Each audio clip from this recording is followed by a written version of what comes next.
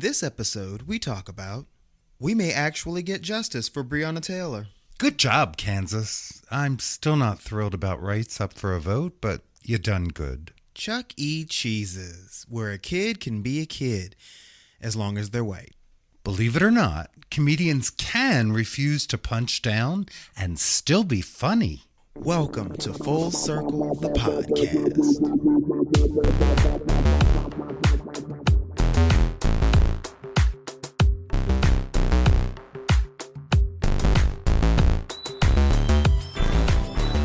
Coming to you from the dining room table at East Barbary Lane, welcome to another episode of Full Circle, the podcast.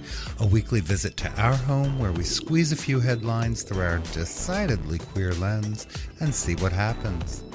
This episode is brought to you by Decanted Jug Wine, and this space now reserved for the sponsor just waiting to come forward and partner with us. I am your host, Charles Tyson Jr. And I'm your host, Martha Madrigal. Welcome to the Full Circle table. Hey. Hi. I pictured that like one of those big blank billboards. Hey. You know, like if you build it, they will come. So I'm just going to hold that space. This space for rent. Yeah, until someone shows up with money. Right. Yeah, because we desperately need that. Speaking of money we desperately need, why don't you get our business out of the way first? Yes. Do that. First of all, thank you to our newest Patreon subscribers, Ellie and Amberlyn. Thank you, thank you, thank you. Yes, thank you both. Yeah, if you want to join the cool kids that are starting to show up on our Patreon, you can go to patreon.com/fullcirclethepod, and we've got some cool things coming up. I'll talk to you about that in a second. Feel free to go wherever you get your podcasts and rate and subscribe and give us 5 stars and candy and money and tell us we're beautiful. We've got some cool bonus content coming up for our Patreon soon. We had a little fun conversation last night with our friends over at Nefarious Nightmare podcast. We did. We talked about Florida Man. I didn't know that it was loosely Florida Man.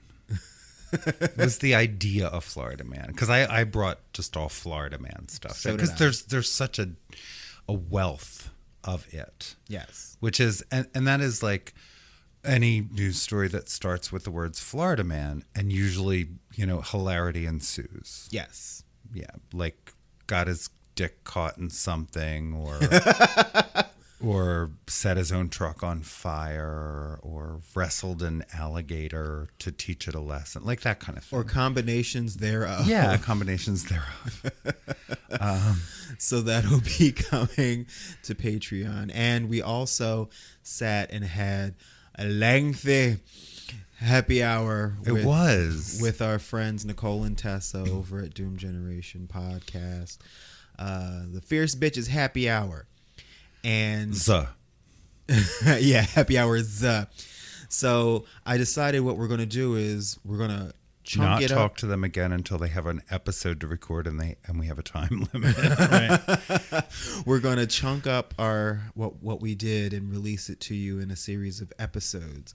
So you've got some good stuff coming to you at just the $6 level, because I'm going to be tweaking our tiers, because so many of you have joined us at the $6 level, and I had it set up where the fun stuff doesn't kick in till $10, and yeah, that's not fair. It's not. I'm a fix it all up so that everybody can take advantage of things, but I want to make sure I offer something else to the folks that are already at the upper level, so that no one's losing anything. We're gaining things. We're not. There's taking a couple things levels away. In there that I think are going to require, like, I don't know, really special attention. Right.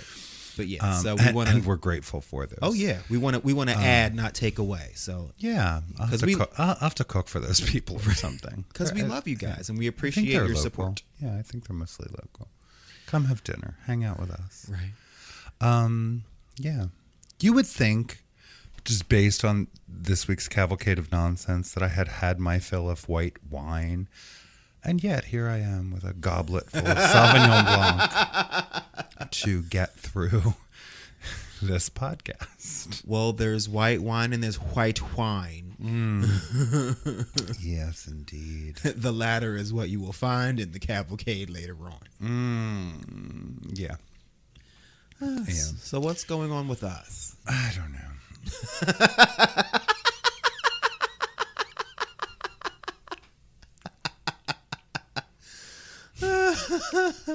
We had our I'm sorry, you wanted an answer.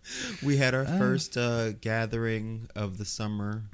We did. We had a lovely dinner party out on the patio and grilled some things, and right.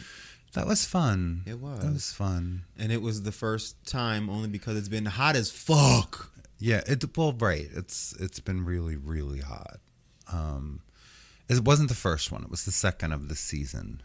Oh. But the other was in the spring when it was right. Or very early summer when it was not so bad. Right. But this has been brutal.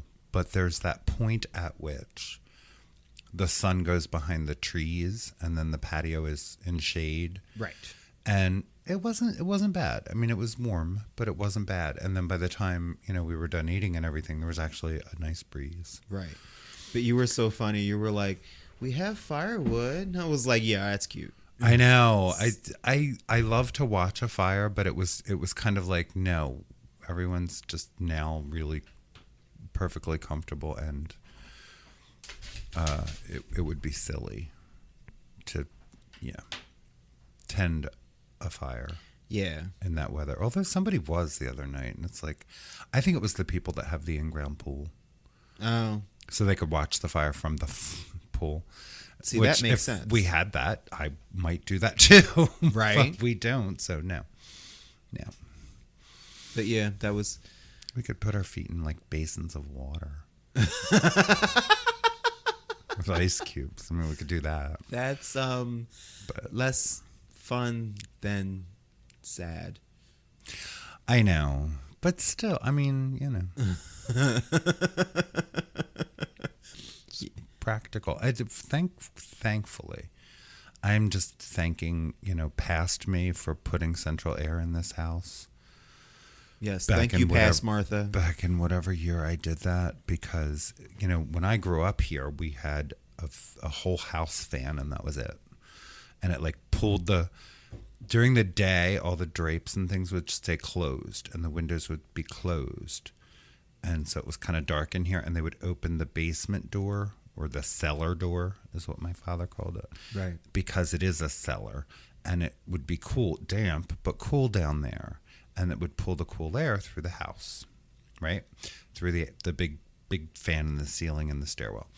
So then at night, after it finally cooled down, that's when you opened the windows and pulled all the cool night air into the house. Right. And it mostly worked. But there were hot nights were hot nights, and you still needed a fan blowing directly on you. And my mother didn't care because she had a window unit in her bedroom. Right. So, so fuck y'all. Her room was 63 degrees, and the rest of the house was, 85. Right. But there is central air, so, as long as we stay in here, it's fine. Right. Right. I let the dog out, and I'm like, oh my God. Oh my God. Yeah, the cats want to go outside, and you're like, if you want to. Go ahead, yeah, but even Rosie's not outside today. She's like, nah, I'm good. Exactly. It's 100 degrees out there. Yeah. And she's like, nah. Fuck that noise, Jack. I'm surprised. I'm surprised. Because she loves it outside, but yeah, not today. She's a little street walker. So we should probably, move forward with good news, because we have some. Yes, there is some good news. And that would be fun. And yeah, hopefully we can try to speed through the cavalcade. There is an awful lot this week.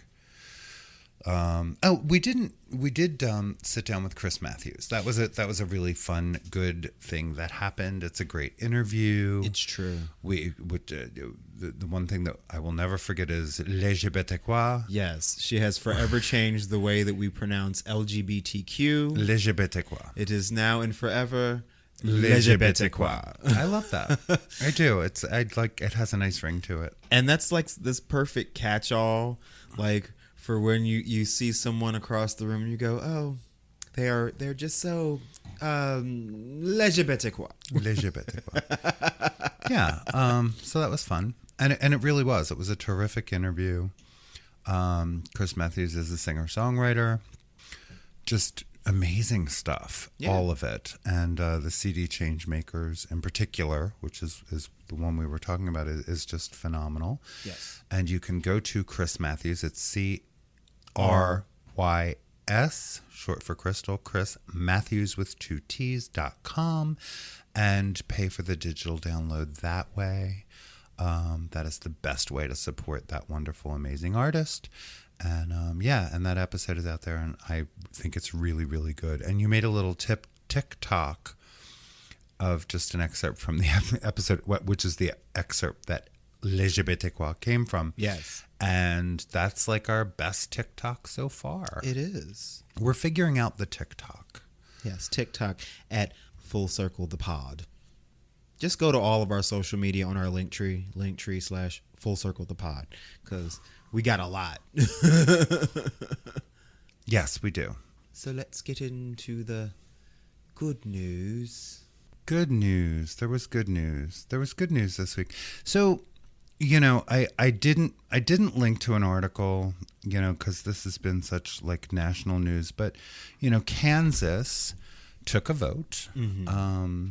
If I have this correct, they upheld the fact that the Kansas Constitution already guarantees the right to abortion.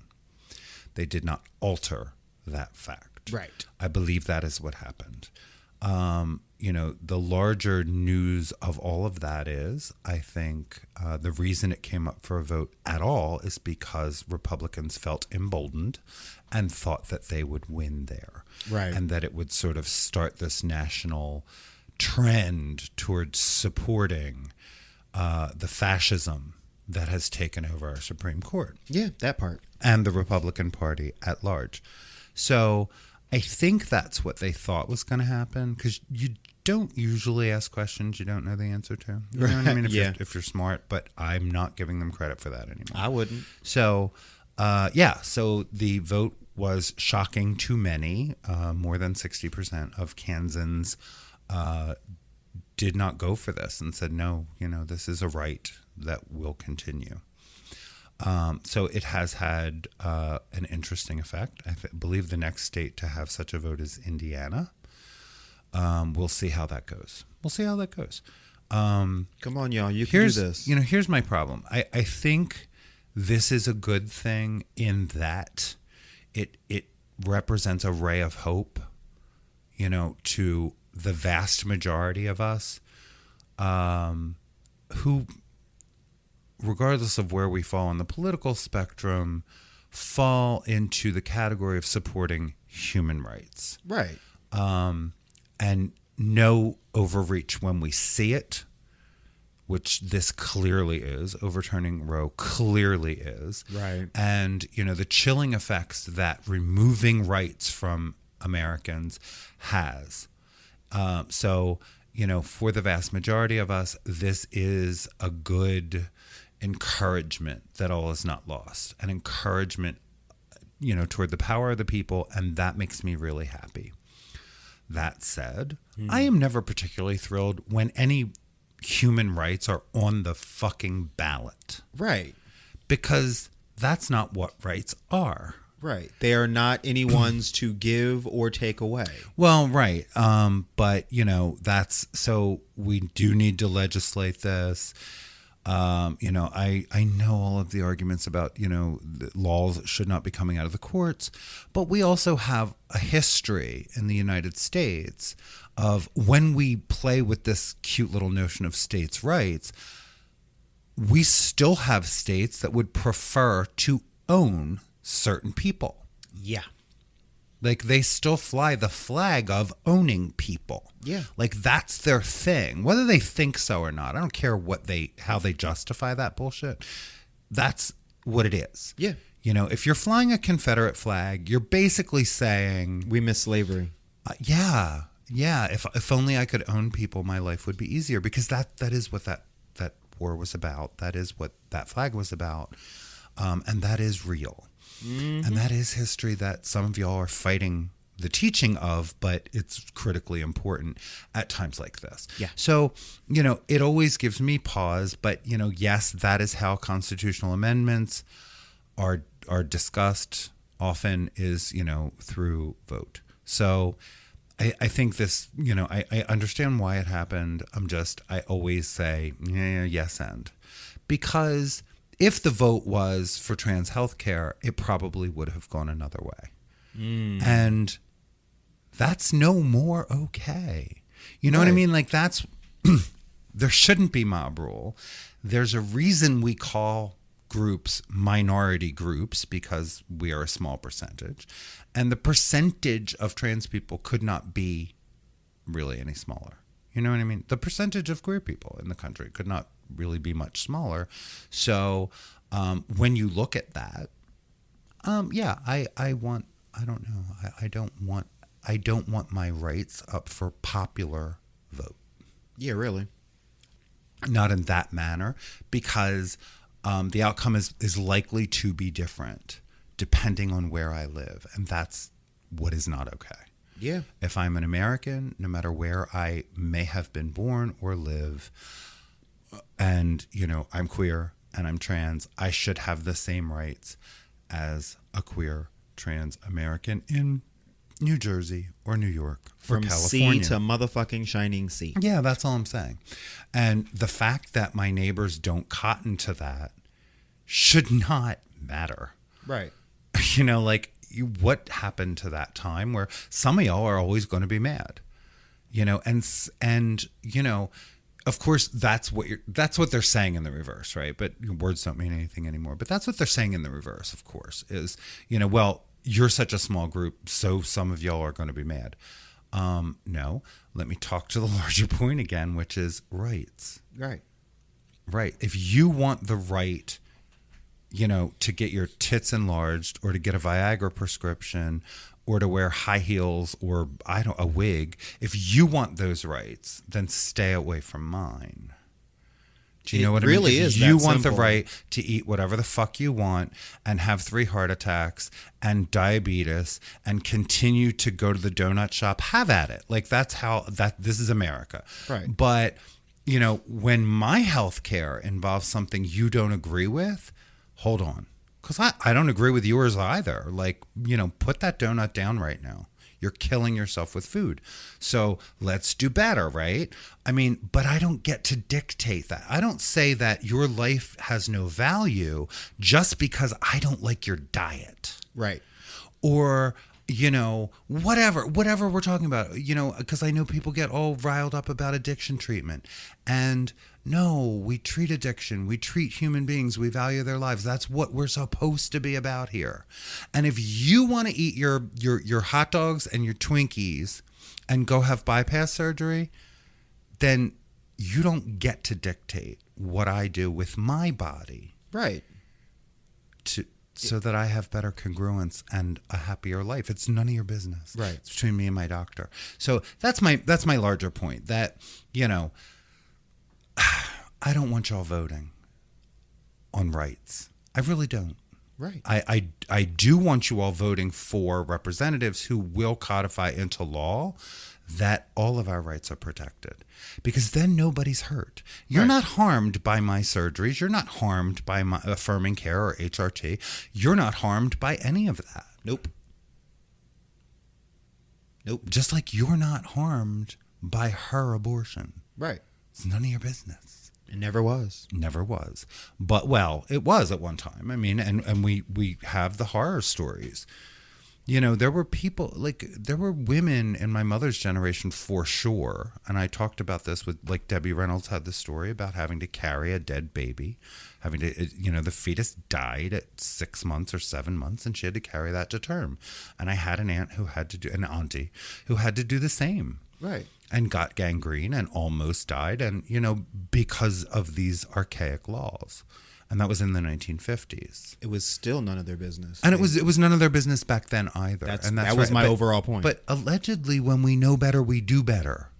That's how this is all supposed to work, people. So when the fuck is that kicking in? Yeah, grow up, stop being a bully, and when you know better, you do better. And your religion stays in your church and in your heart, where it belongs. Thank you. Don't worry about what's in my heart. Right. Yeah. Anyway, tirade over. We're in good news. We are in good news. So Kansas is good news. That was the point. I mean, I count it as good news. I am happy for, the folks who are seeing some light in all the insanity. So, yes. I that is why Kansas is there in good news. Like I said, it just voting for anyone's rights is chilling to me, but, here we go. Who you telling? Yeah. So I'm not going to get into all of this, but LGBTQ Nation, LGBTQNation.com, they did an entire piece, and I suggest folks look for it, and we will link to it in the show notes. Okay. Authentic Voices of Pride. Meet the young leaders battling division and ensuring the future is queer. So just like, whenever we find a story highlighting a brave young queer person, a smart young queer person doing some wonderful stuff in this country, we like to talk about it. I think there's 6 stories here. Yeah. Highlighting some really, really, really interesting, engaged young people and the work that they're doing. And it's a beautiful read. It will help to encourage you and give you hope. And I highly suggest you look at it. It's really a nice, comprehensive story highlighting several folks who are just really doing the work. And, when I see these young people and I read their stories and I see what they're doing in high school. Right. And, just getting into college and some of them in middle school, I am heartened. I am very heartened for the future. Yeah. And, this is not new. These generations, by and large, are far more wonderful than our generations were. Oh, yeah. Accepting one another's gender and orientation is just another part of being human. They're not confused by it. They're not upset by it. I just watched a video yesterday. Whoever made the video, they took 100 teenagers and they said, on a scale of 1 to 10, like basically they expanded the Kinsey scale, 1 being straightest of the straight, 10 being gayest of the gay, where do you fall? Mm-hmm. And their answers were all very matter of fact, and there was none of that I've got to posture. Right. It was none of that. It was just I'm straight, or I'm not sure, or I'm bi, or I'm definitely queer, or I'm an 11. Right. Of course. Yeah. Yeah. And it was all the same level of this is just what is. Yeah, we're like a collective 32, but then you have to do some subtraction and solve for y. Right. Exactly.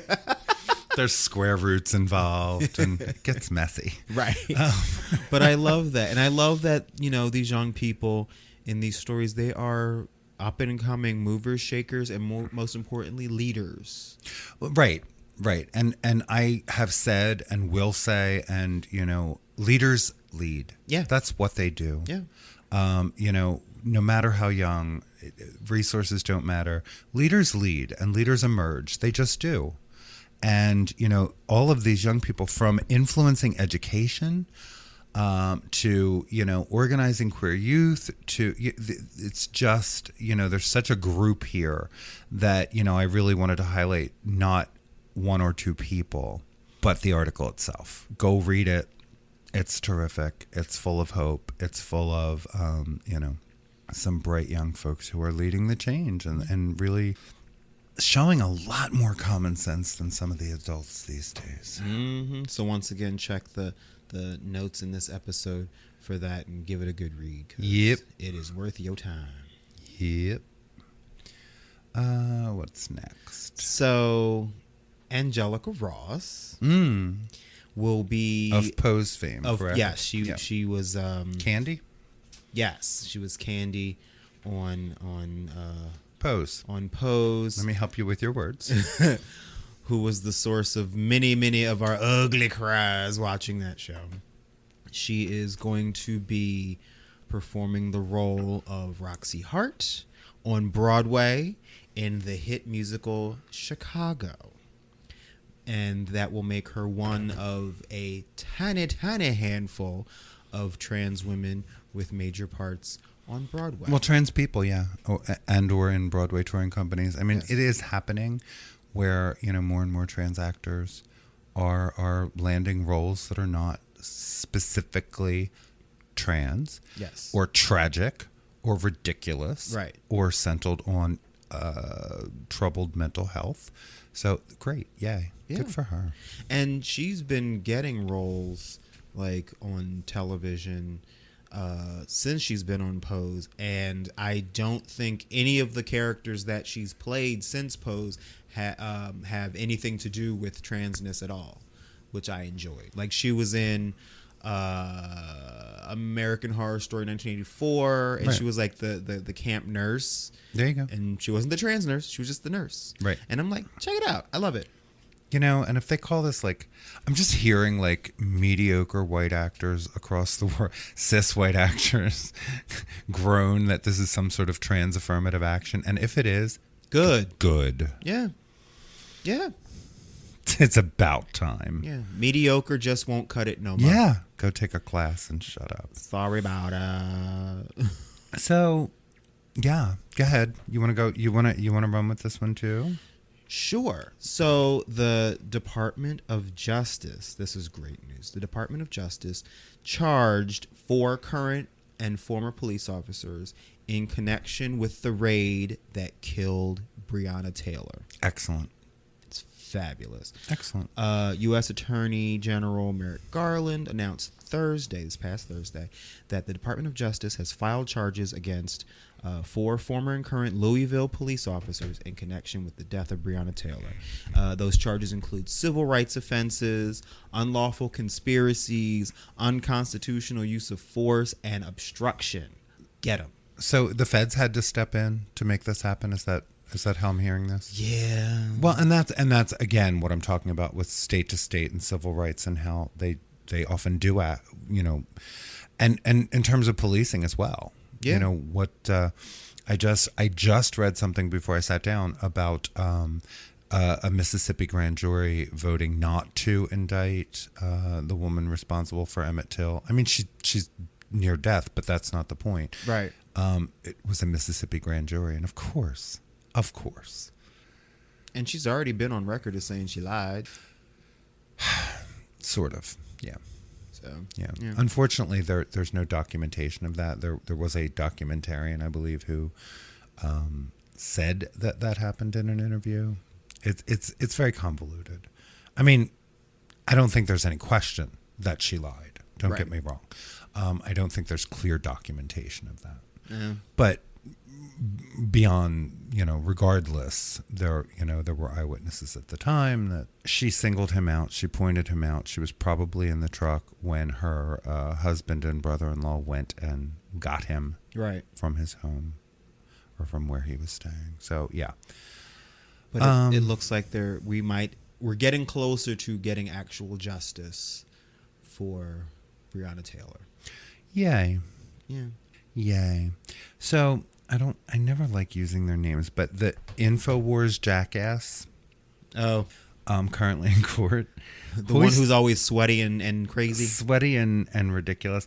Hoisted on his own petard. His personal texts were introduced at trial, allegedly by mistake, from his attorneys to the attorneys representing, I believe, families of Sandy Hook. And yeah, it didn't go well because he's lied repeatedly, and he was very shocked in court to find out that they had access to that information. Yeah. His lawyer fucked up. These big men that just think that they are above the law. Yeah. And can get away with anything they want. Right. They're like, wait, what's this on me? Yeah, Wait, are you going to believe... consequences? Is that what this is? Yeah, are you going to believe what I'm saying now?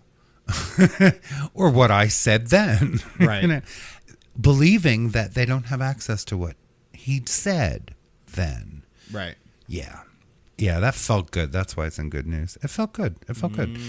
Shining a light on bullshit helps everywhere. Yep. That's why every little rent boy that comes out and fingers another, metaphorically, another Republican politician who has been a customer, good. Do it. The metaphor that comes to my mind is always, when you turn the lights on, the roaches will scatter. Right. And I just want you all held accountable to the same rules you want all of us held accountable for. That's all. Call them the snowflake rules if it helps. Right. And just in the spirit of things, a 76-year-old Florida man and lead insurrectionist who fled his previous job with boxes of classified documents was completely stunned yesterday to find the FBI searching his Palm Beach home/resort and arcade. Oh. Holla. Yeah. So apparently Merrick Garland is doing his job. Thank you. Please and thank you. These things do take time. And, you know, of course, Republican heads are exploding across the country. And they are saying that this is political. No, you can't stage an insurrection in America and expect nothing consequences. Thank you. And by the way, a former president doesn't get to leave the White House with boxes of documents. I mean, God only knows if anyone kept copies of all that they shredded and destroyed, and I hope they did, and I hope they come to light. Yep. I really do. The path that they have tried to cover with deception and lies is just breathtaking. Yep. And so, yeah, his home was raided, and it should have been. Yep. And they even broke it to his safe. Can we call it a safe if they were able? I don't know. I don't know. It was a nervous. Yeah. It was a nervous. So is there a 15-minute fave this week? So the past couple, yes, short answer, yes. So the past couple of weeks, I didn't have a new 15-minute fave. So I was digging through the back catalog of the 15-minute faves playlist, but this week the universe doubled up on me, and I had one, and then I was ready for that one, and then I had another one. So it was IDK Shit by Jordy. It was this fun song about how, like, I'm young and I don't know nothing, and I'm realizing what I don't know, and it's fun and it's catchy. But then a friend of mine, Gina Renzi, she runs the Rotunda in Philadelphia. She was talking about Ani DeFranco's Living in Clip double album from 1997, I believe it is, and how that like was her gateway into so many things. And I was like, yeah, I do love that album. So I went back and I started listening to it again, and I got such a warm rush of nostalgia and love for this week's 15-minute fave that I put it on the playlist, even though it's like 30 years old. So from the album Living in Clip is the live version of Napoleon by Ani DeFranco. I love it so much. That's going to carry us to the break, and we'll be right back. You miss your old friends once you've proven what you're worth. Yeah, I wonder when you're a big star, will you miss the earth? And I knew you'd always want more. I knew you'd never be down. Everyone is a fucking Napoleon.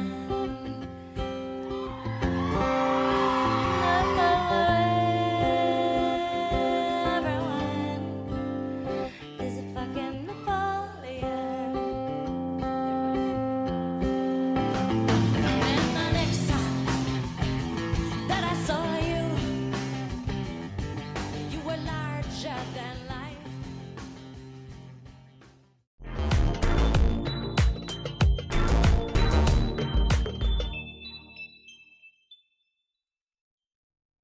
Charles, you are the wind beneath my wings. Oh, thank you, darling. Thank you. I am not the technical one here. I know. I freely admit that. You know, we come up with these ideas and you make them happen. Like, how did this come about? Believe it or not, it's all because of Anchor.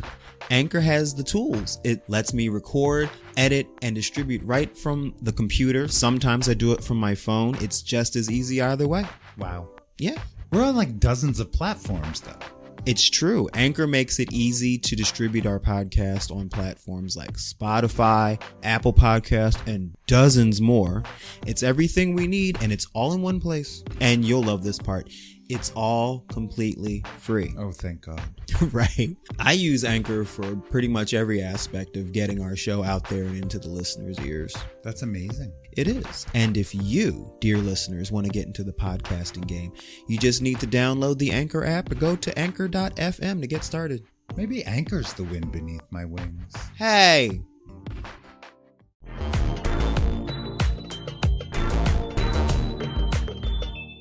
And we're back. We're back. So let's get through this list. There was an article in The Advocate. Wait, what time is it? It's time for the cavalcade of nonsense. It is. Thank you. So there was an article in The Advocate about the Uprising Bakery and Cafe in a suburb of Chicago, actually, that was vandalized after a planned drag bunch. Mm-hmm. And now the local town folk are telling them they're not properly zoned for events. Uh-huh. It is in Lake of the Hills. Right. Which is And Chicago village suburb. officials, we'll call them villagers. Right. I'm picturing them with pitchforks and torches. Village officials said the business was not properly zoned as an event site. She had never heard of any zoning issues until she had a meeting with members of the government, the village government, that she characterized as very threatening. And officials expressed concerns about public resources being used to protect Uprising Bakery. Uh-huh. The business opened in November. They've been hosting events. It's part of their income. It's part of their business model. The owner said, quote, "I feel like this is discrimination and a conspiracy to interfere with my business." Me too. Yeah. When the attention waned, they shifted gears and started victim blaming me after we were attacked by a known domestic terrorist who committed hate crimes against us just 1 week ago. The business was vandalized in July after it announced it would be hosting a drag brunch. Windows were smashed, graffiti was painted on the building, including messages such as groomers, fags rape kids, that's not, and Christ is king. Right. Yeah, of course, all written in the same hand. Uh-huh. I would imagine. Yeah. SAC initially said the event would go on, but she eventually canceled it because of safety concerns. They have received online and in-person threats as well. And of course, the village is worried about using resources to protect them. Of course they are.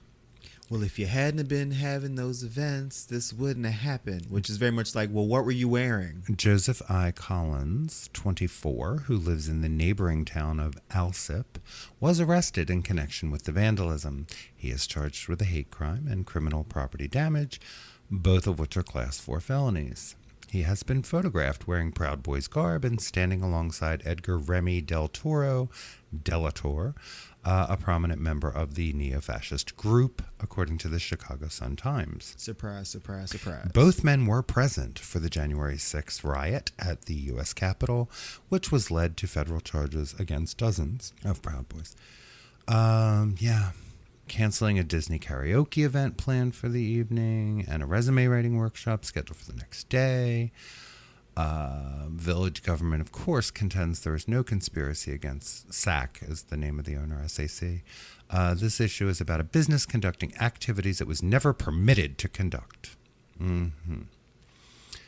It said entertainment venues are not approved for that location, which is in a strip mall, due to the close proximity to residential neighborhoods and shared tenant parking. Whatever. Bullshit. Yeah. SAC's business model has changed since she opened the bakery with the addition of the entertainment events, according to their document.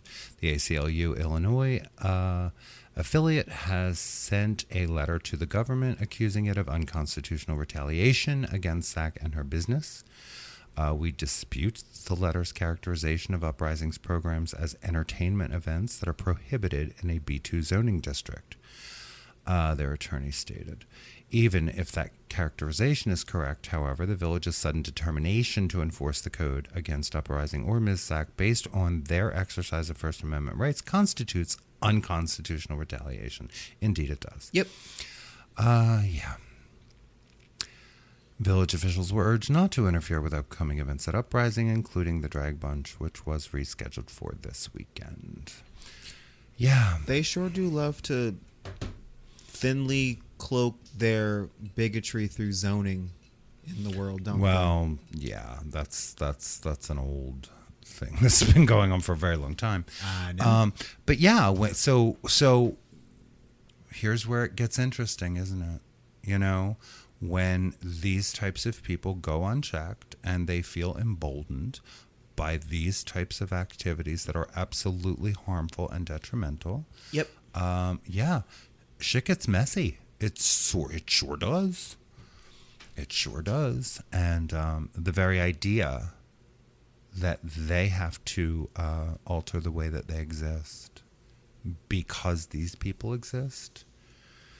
Whew, we really are in a schoolyard, aren't we? Yep. So, in the ongoing saga of racism among fictional characters, so now it's not even just Sesame Place. We've spread out into Chuck E. Cheese. yeah, Where a kid can be a kid so long as they're white. apparently. So in Wayne, New Jersey, a family is speaking out after they say a character at a Chuck E. Cheese location in New Jersey ignored their 2-year-old girl, and the apology they received fell short. And of course, there is video. Yes, and the character in question is Sir Chuck E. Cheese. Well, I think that's the only character at Chuck E. Cheese, isn't it? I've never been. I heard there's like I other don't know. animatronic bullshit going on. But those aren't people in the costumes. I Right, think I Chuck E. Cheese. Well, whatever. I really don't know. But in this Okay. particular case, it is the fucking rat in question. So in the video, there's a bunch of white kids who were getting high fives on stage with Chuck E. Cheese, and the one black child, or one of the few black children, That were there was being ignored. right? Yeah. Like blatantly ignored. One video. Right. And so in the video, like the mother is on camera being interviewed, and she is a Muslim woman in full burqa. And I'm sure, and apparently she said like their whole table was ignored. Mm. And so I'm like, oh, okay. So I'm guessing that it's not just racism, but probably Islamophobia that's at play here. But this poor 2-year-old, her name is Safa Muhammad. She was invited to a birthday party at Chuck E. Cheese's, and like she's on video trying to get his attention and trying to get her little high five like all the other people at the party, and just being passed over repeatedly. And they finally were like, well, you can take a picture with Chuck E. Cheese. And by this point, my girl didn't give a shit anymore. So like Chuck E. Cheese is being there all like hammy, and she's just standing there looking dejected and over it. And again, why are we trying to fuck with the joyful experience of children? Because instead of her having this memory of this fun time, she's going to remember Chuck E. Cheese didn't like me. You know? Mm-hmm. It's just, and the mother was like practically in tears, of course, because she saw what her poor daughter had to go through. And this is ridiculous. Like, what? And the little pathetic apology that Chuck E. Cheese released is... Yeah. We gave the on-site management the opportunity to apologize. Yeah, but they didn't apologize. Yeah, because she said, basically, they were like, we're sorry you feel that way. Yeah, this is just, more of this. And it's like, come on, really? Come on. And these are children. Right on the heels of the Sesame Place incidents. And there's people now coming out of the woodwork on various sides of that debate. An ex-Sesame Place employee was interviewed talking about, basically he tried to blame the incidents at Sesame Place on the poor training of the character actors. Which, well, you can't train the racism out of somebody. Right. Yeah. I don't doubt that there's poor training. Right. I don't doubt that. Because, he tried to say what they tried to say, which was, they have this policy that when people want you to, hold their kids or whatever... you can't do that. Right. Which is... that part is fine. Yeah. But you're supposed to, wave them off with the no gesture and then get away from the area. Okay, fine. But... nobody was asking that. Well, apparently, he's trying to say that I've seen. This happened off camera, behind the woman who was filming. But what's to stop you from giving the high fives on the way away? I don't know. I don't buy that. Yeah. I don't buy it. These feel like contortions. Yeah. And this is a black dude who's doing the apologizing. Well, I wonder what he got paid. Right. But then he also went on to say, at the same time I'm saying, I don't know if this particularly was about racism. He did say, but if this does result in investigations into the policies that some of which he found questionable, then he's all for it. So it's that sounded like a little bit of talking out of both sides of his mouth. But yeah, I mean, I would think the interview would include some, I don't know, diversity training or questions of diversity, or you can't ignore certain kids, right? They're kids. Exactly. I don't know. I don't know what it should include. Common sense is what it should include, but making sure you don't hire racists probably helps. Right, because at the very least, at any given moment, you're going to be on camera from at least 3 different locations at any given time. So it would behoove you to behave in a way that doesn't even appear to have the slightest whiff of racism to it. But, common sense. Yeah, so we'll keep paying attention. But really, Chuck E. Cheese? Ugh. Their pizza shit anyway. I know, but that's the whole point is not the pizza. I know. The point is the experience and the fun for children. That's all. Yeah. Brittany Griner. Wow. Yeah, Brittany Griner was found guilty in her Russian drug trial, sentenced to 9 years in prison. Yeah, none of this sounds right. Yeah, none of this still sounds right. It does not, and there's a kerfuffle, and I believe we are trying to get our citizen back. I hope that happens quickly.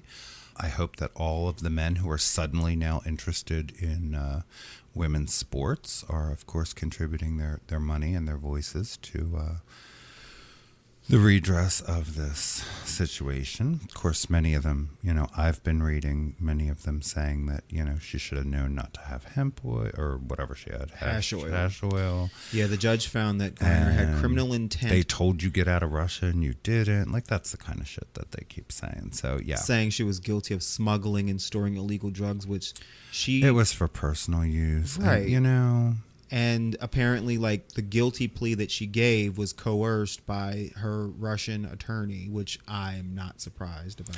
That doesn't surprise me at all. They are trying to negotiate an exchange or something. And good. Good. Yeah, I would... It's just an ugly situation, and they have taken, her life away from her for the better part of this year, and really isn't that enough? And Please. I can't imagine what she must be going through, because, you know, it's a Russian prison. So even if you're a cis white man, it's going to be horrible. She's a black queer woman. I can't even imagine. Yeah, and I mean, you know, there are what I am seeing in the coverage of this often is, you know, the disparity in pay. You know, between the men who play in the NBA and the women who play in the WNBA, where the top salary is like $228,000, which, you know, while that's a nice amount of money, it's nowhere near like $20 million. Right, the millions and millions and millions of dollars. And you know, I'm just reminded of like a basketball career is relatively short. Mm-hmm. So, you know, if that's the thing you can do and do well, you know, you got to make hay while the sun shines. Right, because these women aren't training any less hard. Right. No, so they go into other countries and play in the off season in order to, you know, supplement their income while they have the physical ability to do so. Right. Now, you know, if we wanted to equalize pay between men and women in sports, because we are so concerned about women's sports these days, you know, perhaps she wouldn't have been there in the first place, and maybe we can keep other women from ever being in a similar situation. So yeah, I expect all the dudes who have so much to say to get right on that. Yeah. Chop chop. Chop chop. We should see it any minute. Moving on. So, a town in Michigan, talk about shooting yourself in the foot. Thank you. Voted to defund their own library after claims that the library was grooming kids for having any LGBTQ literature at all, even in the face of the library offering to put said literature behind the counter, which should not happen. It's not, that's ridiculous, but that, you know, they had even offered a compromise. But once again, these people who scream for compromise, there is no compromise for them. They want us all. They want us all dead. And absent that, this is their compromise. They will shut their own libraries down.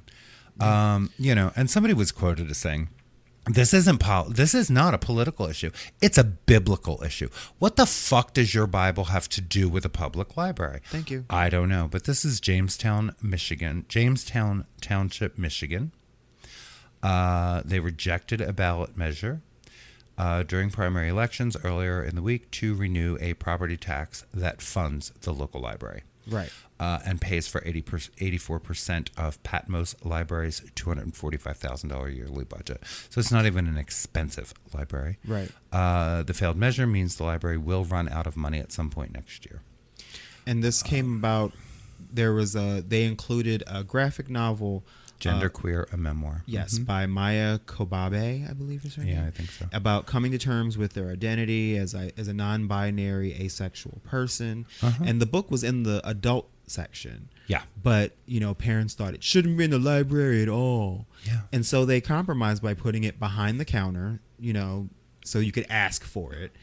And that wasn't good enough.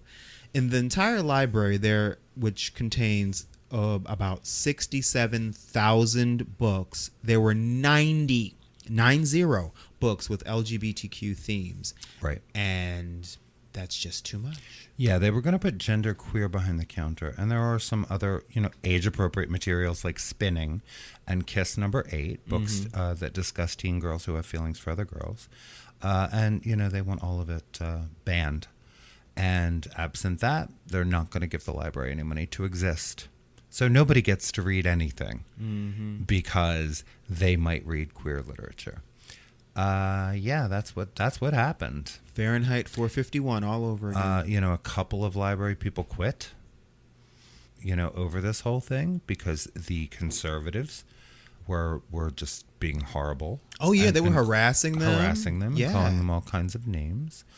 And they don't get paid enough to deal with that shit. Yeah, ironically, of course, the library, the vote was held at the library because it is a center of you know, community life. But apparently they don't care. Yeah, libraries are not just about places to read. They are places for people to use the internet. And, you know, one of the few places in a community that doesn't charge you money to be there. Exactly. There was a big sign on a lawn that said 50% millage increase to groom our kids. Vote no on library. These signs were all over this town. And, you know, I said, and I stand by the fact that, you know what? Your children are watching. They can see you. They can see you. And they will remember what you did to them, especially your queer kids. Because 1 in 10, you know what I mean? Like, these are just the numbers, folks. Yeah, they're going to get as far away from you as they can. Talk about being on the wrong side of history. But yeah, that happened. And yeah, we'll see what comes of it, of course.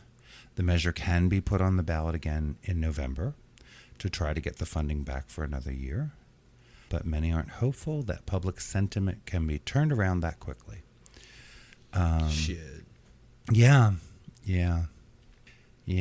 It's unlikely that the town will vote again on the measure if it fails in November. And they only have about $325,000 in reserves. There's not a teacher shortage in America. We have qualified teachers who don't want to teach anymore. And, you know, so there are a couple of qualified librarians, I'm assuming, who, you know, are now not in library work anymore. Not a shortage, just people are tired of the nonsense. You know, people who have dedicated their lives to educating children are getting sick and tired of being called names. And this bullying that we are allowing and celebrating and propagating through the media,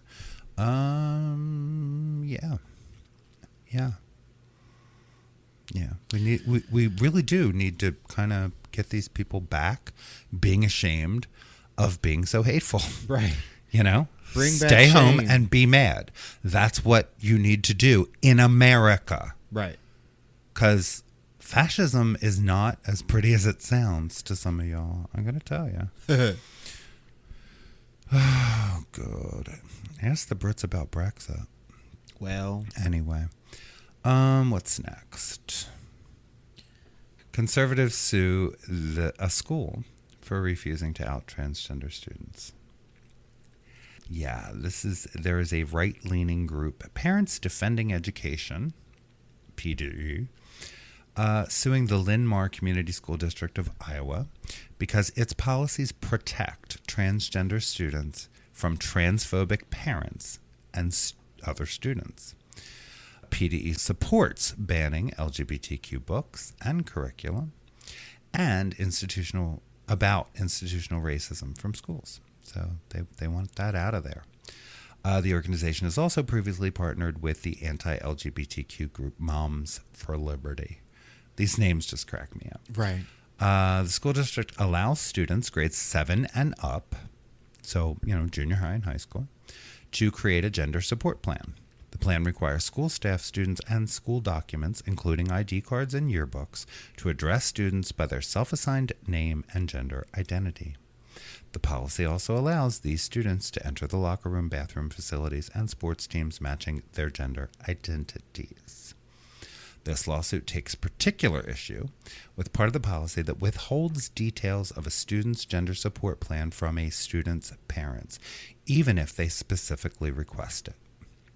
The lawsuit also says that because parents are notified by the school about lesser matters, like schoolyard tussles, that we call that bullying, Right.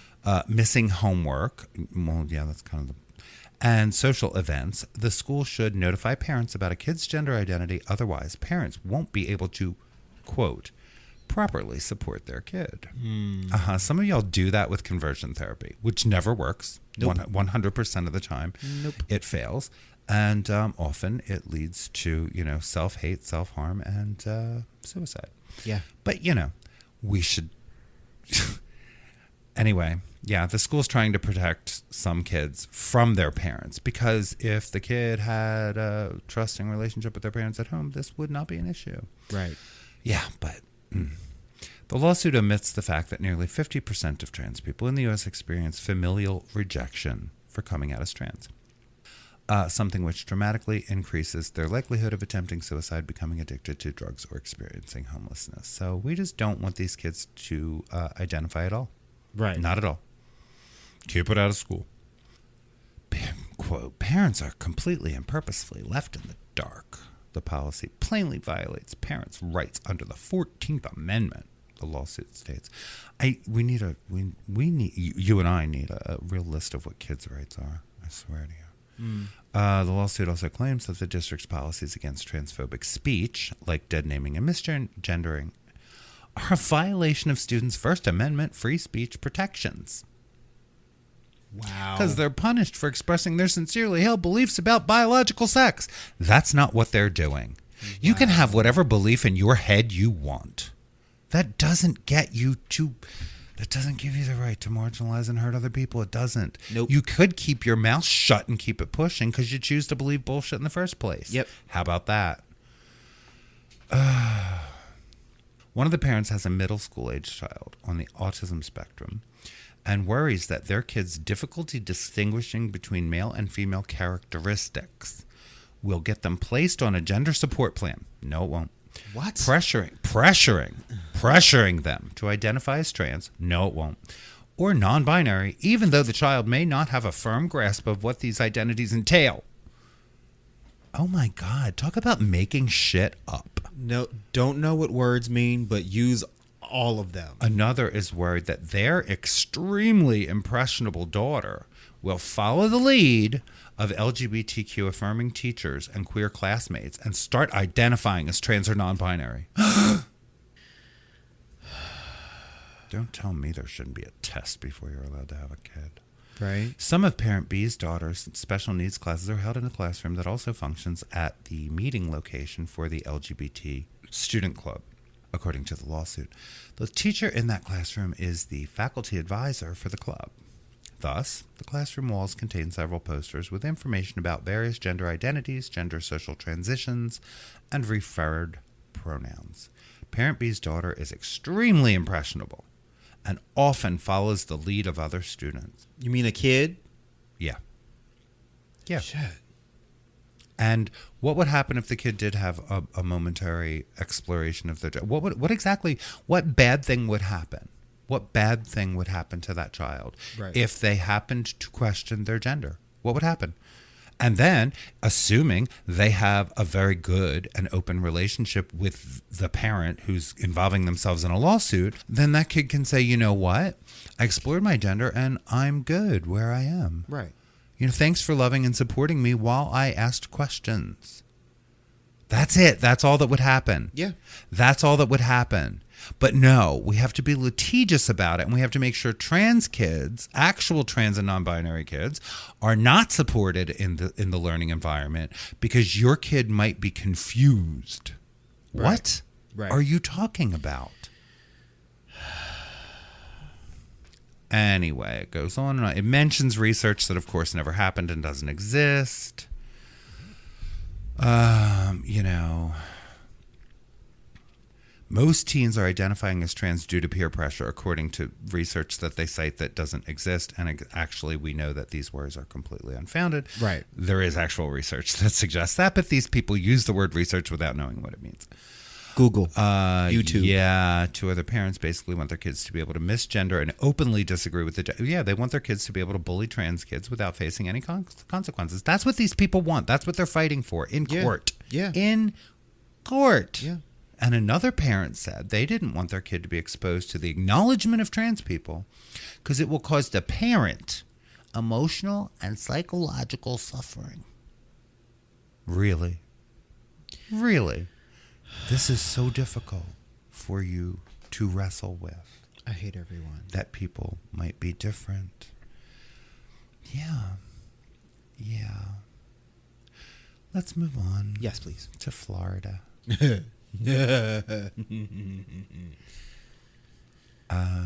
So the Board of Medicine, did you see that? Yeah, Florida's Board of Medicine.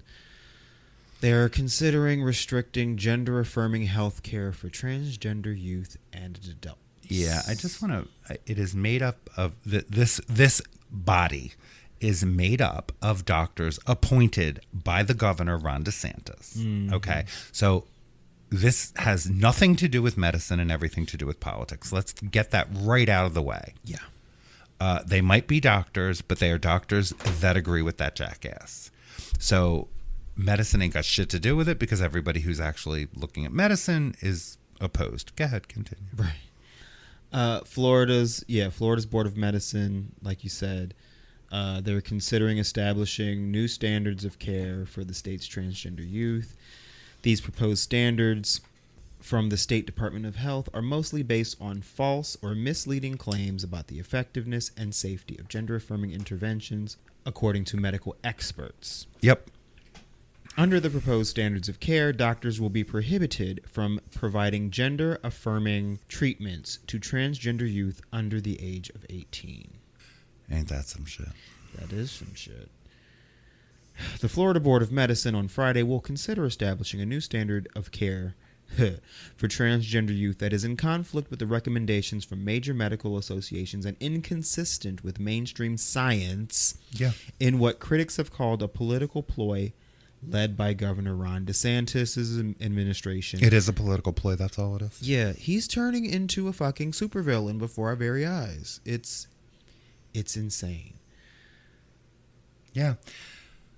Just under a week after Florida's health department filed a petition to initiate rulemaking on the issue, citing a lack of quality evidence, which is bullshit, regarding the effectiveness of treatments, including puberty blockers and hormone therapy for gender dysphoria.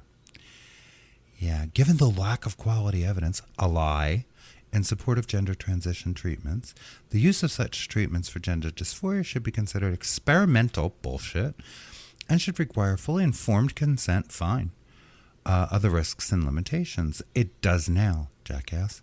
The petition states, adding that children younger than 18 do not possess the cognitive or emotional maturity to comprehend the consequences of receiving gender-affirming medical care or any other medical care. That's why their parents are involved.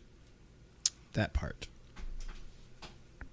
And you're taking away the rights of their parents to take care of their own children. You idiot motherfuckers who say that you care about parents' rights. No, you don't. Right. Sorry. It's okay. Charles has got a ringing in his ears right now. Yeah. I'm sure you'll adjust that level as we I definitely put out this will. episode. I definitely will. I just, the sheer chicanery, nonsense, and bullshit of all of this is breathtaking. Breathtaking. You cannot, well, you can because they're doing it. On the one hand, say that you actually give a shit about parents' rights while you take away the rights of other parents. You can't do that. It's inconsistent. And I just have to trust that Americans are smarter than this. I mean, I realize there's a group of them that aren't, and they support Ron DeSantis. That minority should not be making rules for any of us. They shouldn't be. Right. They are incompetent. All of them, including that governor. I mean, yeah, the bullshit's happening. They're trying to screw with us in every way they can. The state's implication that the majority of children resolve gender dysphoria, which is what they're trying to say, is a gross misrepresentation of data. Yeah. There are pre-pubertal children. Some numbers say up to 80% who express transgender identities and return to their original gender assignment. Yeah, except we don't intervene with those kids. Right. Other than maybe to have them talk to somebody, other than to affirm them, up to and including what they wear. Clothes don't have a gender, people. And so what if they want to call themselves by another name? So what? It hurts literally no one. But here's the thing. We do know fully 90% or more of those with a trans identity following puberty or during puberty, which is when we begin medical treatment, persist with their identity indefinitely. That's what we know. That's what we know. And the guidelines from the WPATH, which is the World Professional Association for Transgender Health, and the Endocrine Society, social transition and non-medical interventions, including haircuts or changes in clothing, names or pronouns, is the only acceptable treatment for dysphoria in children that have not yet started puberty. And even puberty blockers are not permanent. They're not permanent. Right. They affirm the child affirming themselves, and they are completely reversible. Yeah. But yeah, that's just common sense. And, you know, it has nothing to do with anyone but the people involved, their parents, and their doctors. Right. None of you, I'm so sick of this, calling it the trans debate or calling it the trans question. There is no question, and there actually is no debate. Right. Y'all need to shut up and move on. Mind your goddamn business. Worry about yourselves. Worry about your own kids, who clearly you are undereducating by protecting them from the history of their own country, which, yes, it's spotted, and protecting them from the existence of people they will encounter out in the world. Because queer people are not going away. Trans people are not going away. We're here. Can't get over this arrogance. But you are making children more afraid of the world. You are doing that. This arrogance that dictates, because I have an opinion on something, I must get involved directly with the thing. Yeah. Like, no. I don't have a political science degree. I don't have any actual working knowledge about this issue, but I have feelings. So therefore, the world must bend to the way I feel. Yeah. These politicians, by the way, they want to make sure that, you know, doctors who continue to treat trans youth be held accountable by the law, up to and including losing their medical license. Yeah, that's what they want. They think they know better than medical professionals who have dedicated their lives to their work. They know better. But they don't. They know you know, nothing. and we know from seeing DeSantis suspend or whatever he did to a state attorney, that, you know, just for saying I'm not going to prosecute this shit, not one time that he didn't prosecute something, because there hasn't been a case, but agreeing that, you know, some of these laws that they're pushing are not constitutional. Yeah, he was suspended. He was you know, and he's elected. He's elected. St. Petersburg, I believe that was. But yeah, they'll stop at nothing. And then because irony is dead, DeSantis said something about, this is about the law, not about men. Oh, honey, it's all about men. It's about you.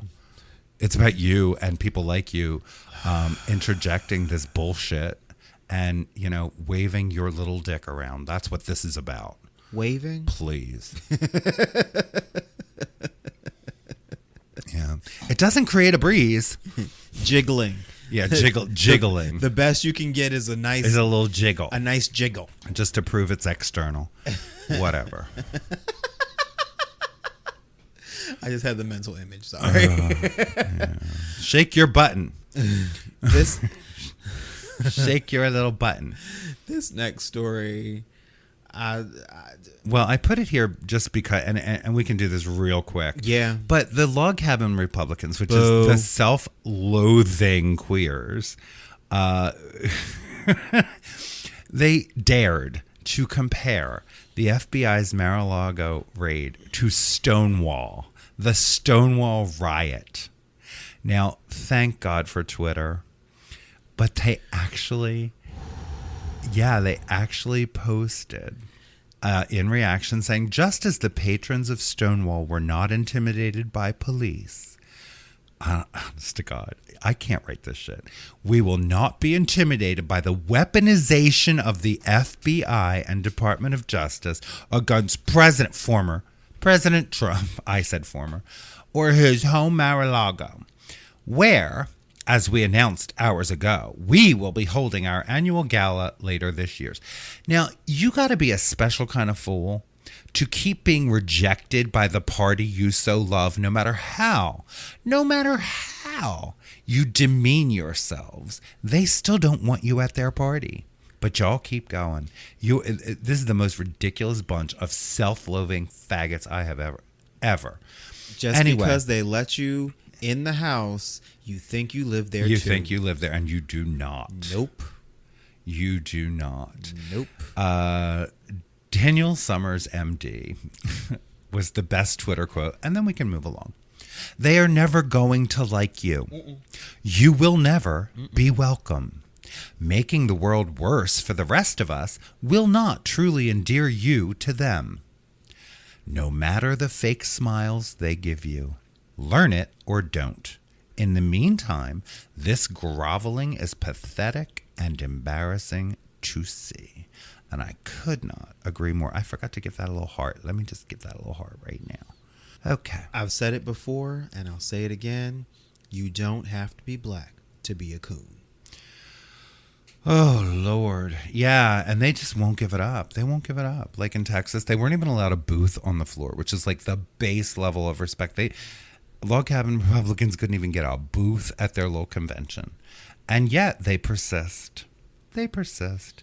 And they persist in saying, but we support you, but we support you, but we hate those queers. We hate them too. Mm-hmm. And they dared to invoke Stonewall. I'm just like, words don't mean anything anymore. I'm going to give you this last one because I don't care. And I don't know about it. I'm learning about it now. So educate me. So Pete Davidson. Comedian. Saturday Night Live. White guy. Dating Kim Kardashian. That one? No longer dating Kim Kardashian. Oh, they broke up. I didn't know Yes. that. Yeah, Okay. they're no longer together. Mm-hmm. Well, that makes sense. He has, well, it was like amicable or whatever. It's nothing. Well, yeah, but it still makes sense Yeah. because like there was such kerfuffle. Right. But apparently he's been in trauma therapy due to Kanye West's online harassment towards him. I would imagine.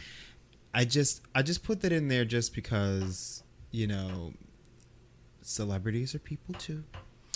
And just to shine a light on the fact that, you know, trauma is real. But yeah, since they broke up, Kanye has put his bullying into overdrive. He tweeted a mock-up of the New York Times with the headline that said, Skeet Davidson, dead at age 28. Wow. Yeah. But look what happened to Kathy Never mind. Right. Never mind. You know, it's ridiculous. Someone needs to snatch up Kanye And get him the help he needs. Yeah. Seriously. That's all.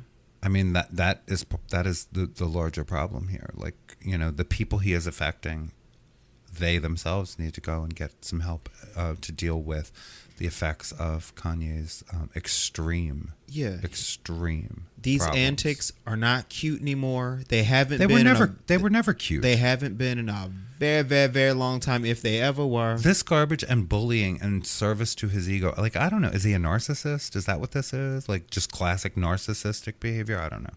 There's a whole lot of things. It's going on. ugly and it's bullshit. And, you know, he couldn't accept the fact that she had moved on. Right. There's real world implications to this shit, and we have to, Well, there are. you know, this has There to are. stop. Yeah, it does. I mean, Either he needs to stop or he's going to get stopped. Like, I feel like those are the only two options that we're down to at this point. I don't understand why he's not in prison for posting that. Yeah. That sounds like a death threat. Right. That sounds like a terroristic threat or whatever it is that they call that, you know, when they involuntarily commit someone. You know what I mean? Like, get him off the street and get him some help. Right, because he already had that video where he's burying Pete Davidson, and then he's carrying his head and all that. It's like these things add up and they equal But evidence. When Kathy Griffin did that, right. yeah, look at what we did to her. Mm-hmm. We ain't doing that to him, are we? This is toxic male culture. This is the patriarchy. This is the bullshit. Right. This is it. This is the crux of everything that has to change. All of it. You know. And it comes from black men too. It does. Yeah. White men probably invented it, but you know, they're all doing it now. But yeah, what a mess. What an ugly mess. I'm glad that, you know, I'm glad to see Pete Davidson saying, yeah, I'm getting trauma therapy because this is a lot for a person to go through. And we need more of that. We need more people saying, taking care of your mental health is important. Right. And good and healthy and right. And no shade. Even though we have adults, and some of them are actually duly elected adults walking around making fun of people who take care of themselves and their mental health, even though that's a real thing happening in America right now, don't listen to them, children. Right. They're fools. And no shade, like Kanye needs trauma therapy. I think a lot of this would be dealt with if he had himself some trauma therapy. Well, yeah, and that's, I'm sure that there is an explanation for, the change in his behavior. And, we've talked about that before. Right. But it doesn't excuse the behavior. It doesn't excuse this extreme level of bullying. And it's frightening. I'm sure it's frightening as hell for Kim Kardashian because she doesn't know what's going to come next. I mean, fortunate that she can afford security. Right. Fortunate that she can afford whatever she needs to protect herself. Most women don't have that option. Right. They just wind up with a man who cannot accept the word no or cannot accept a woman moving on from them. And life gets very dangerous unto death. And he is going to fuck around and find himself under conservatorship. Well, he may. He very well may, and he should. Yeah. I mean, this behavior is unhinged and unacceptable. And when it's fueled by as much money as he has, it's a legit danger. Yeah, it is. Yeah, it is. So this is dangerous behavior, and it's really not okay. And, it's a big part of the larger conversation we all need to examine about, maleness and manliness and masculinity in America in 2022, because it's so far out of hand. And this is a conversation for everyone because, most of them were also raised by women. So there are women who are complicit in this. And, unfortunately he lost his mother, and that's where this seems to have started. Yeah. But, yeah, we all need to keep having that conversation. And, the people that don't want to have it are screaming louder and louder. And they're taking shots at, minority communities, the smallest minority community they can find, which is, the trans community, and but others and women for sure. And that's it's all very scary. And this is not okay. It's not normal. It's not sane. And, we're just going to keep talking about it as long as we have an internet connection. Yep. We're going to take a break and come back with some palate cleansing, pop culture, and Mommy Needs More Wine. We'll be right back. Be right back.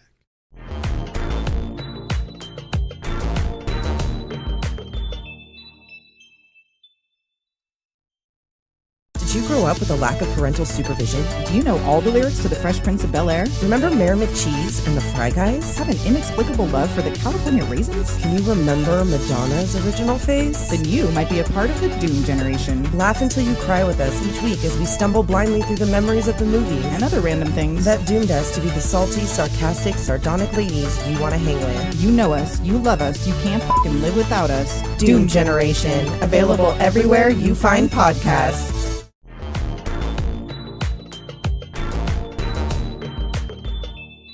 And we're back. We're back. So, as we cleanse our palates, I thought it would be fun.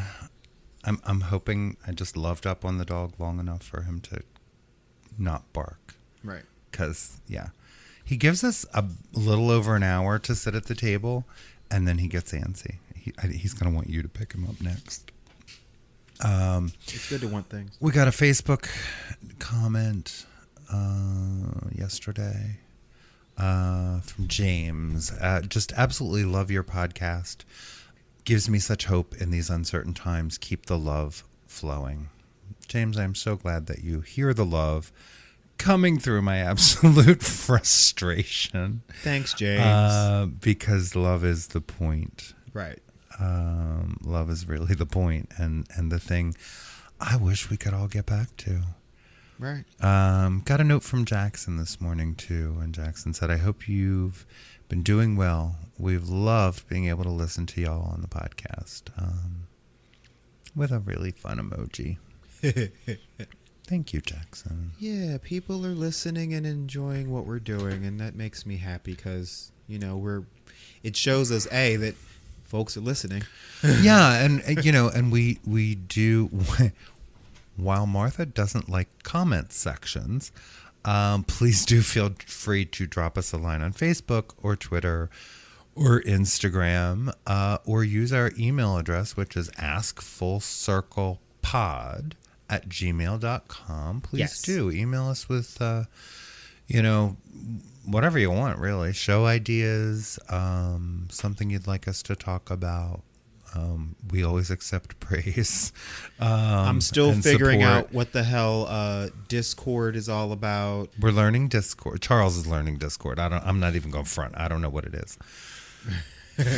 I don't know what. Me and Elizabeth were talking about that because one of the kids brought up Discord the other night, and they're like sharing things on Discord. And Elizabeth's like, "What do they speak?" And I'm like, "I don't know. I know that they don't mean, that feeling of discontent that we understand the word Discord to be, like that feeling. It's not that. It's a thing. It's like an app or something." Yes, I'm thinking of adding our access to our Discord to our Patreon benefits. Okay. To roll it out and like test it out and see what's up, and then like it'll start off exclusive until I figure what the hell it is all about. Yeah, I don't know. We are going to venture more into TikTok. We've got a couple of ideas for a couple of little series where we'll each pop up and share our thoughts. Yeah, so and stay tuned. We'll see how that goes because I think that's going to be fun. Yeah. We have a green screen and really good phones and, stuff that should make this interesting, I think. Yeah. So that'll be fun. But again, please do feel free to interact. We look forward to it. It helps us to know that y'all are listening and paying attention. And, it really does help because we do put a lot of time into trying to curate the content. We certainly don't cover all the news, and we're not about to, but, the stuff that we feel like it's important to highlight and discuss, we highlight and discuss. Right. And we are thinking of y'all, and we see that y'all are out there. Like we have listeners in almost all of the 50 states and several countries. We just picked up Belgium. Yeah, we did. Brussels, right? Yeah. Hey, Brussels. Hey, Brussels. Yeah, we did. We the global nature of things I particularly like. Yeah. I would love to hear from some of our international listeners, and of course, big love to our Medway Pride listeners. Head Medway Pride. Hey, yeah, our Medway UK Pride. listenership is starting to creep up there, which is making me happy. Yeah, that's exciting. We tune in every Tuesday night, 6 p.m. Eastern time. Yes. To hear ourselves on the radio. I don't think I'm ever going to not get a kick out of that. Right. It's fun. I know. I'll look at you and go, "We're on the radio in the UK right now." I know. I know. And we will be tonight, right? It's Tuesday. Yes. We are recording on Tuesday. Hopefully, with any luck at all, we'll get this episode out on Wednesday, August 10th, 9th, whatever it is. August 10th will be Wednesday. Yeah. See, now you're locking me in. So, Bitch. yeah, hopefully this will be out on August 10th. Well, we want to kind of clear the deck so that we can at least spend your birthday relaxing. Right. My birthday's coming up. August 14th. Yep. Do you know how old you're going to be? I do. I'm You're sitting there doing math about your own age. How is that? I don't even get it. because I always do this thing Boys are where silly. like halfway through the year I go, "Oh, I'm going to be," and then my mind automatically makes me that age so that when I come to actually be that age, 47. You're going to be 47. Okay, fine. So halfway through the year, I'm like, "Oh, okay. So I'm going to be 47." And then somewhere in my brain, I become 47. So then when it becomes my birthday, I'm like, "Oh, I'm going to be 48." You're confused every time. Yeah. And then I'm like, wait, I'm not No, 48. not yet. And that's when I go, wait, how the hell old am I? Every year, every single year. Mm-hmm. And then part of that is I because know. I'm getting old. So I don't think that's the why. I don't think it's because of age. what is it then? Just you being you. Oh, okay. Yeah. Yeah. See, I never do that. I don't get halfway through a year and say, I'm going to be. I do not do. I will be 56 until 2:30 in the goddamn afternoon on December the 8th when I came out of my mama. Oh, okay. Until then, I'm 56. I know how old I am. Oh, see, I was born in the morning, so by the time I wake up, it's a done deal. Okay. Well, that's fair. That's fair. But I think I was born at 2:19. I think. I think it was like 10:38 Yeah, I think or something. I believe it's 2:19 or 2:39, something like that. But until after lunch, I'm 56 on December the 8th, the Immaculate Conception. My mother said it was. Yeah, that's the Immaculate Conception of Mary. And people always mistake that particular Catholic holiday. I mean, I realize what I'm saying here. It's like telling you that that's not a realistic unicorn. I get it. Don't write about that. But the Immaculate Conception is not when Mary was allegedly inseminated by God without a man. Inseminated by God. It's not that day. It's the day Mary, the Virgin Mother, was conceived by her parents. Oh. So it is the commemoration of the fucking of the parents of the Virgin Mary. That is the day that is celebrated on my birthday.